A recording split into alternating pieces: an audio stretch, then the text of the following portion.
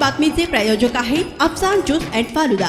फालुदा, मस्तानी, बासुंदी, खजूर ज्यूस, लस्सी मिळण्याचे सोलापुरातील एकमेव ठिकाण Afsan juice and falooda, painter Chowk, Vijapur west, Solapur. Solapur शहरातील एका 17 वर्षाच्या किशोरवयीन अल्पवयीन मुलीचा वारंवार पाठलाग करून तिची ओढणी खेचून अश्लील वर्तन करणाऱ्या रोड रोमी विरुद्ध MIDC पोलीस ठाण्यात विनयभंगाचा गुन्हा दाखल करण्यात आला आहे। हा प्रकार मंगळवारी रात्री 8च्या सुमारास शहरातील एका नगरमध्ये घडला। अनिल काशीनाथ थोरात असे गुन्हा नोंद झालेल्या व्यक्तीचे नाव आहे।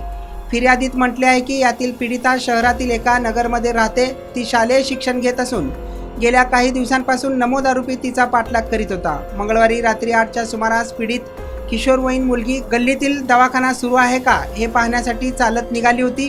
वाटेत नमोद आरोपीने तिला अडवले, हात धरून तिची ओढणी खेचून लज्जास्पद वर्तन केले।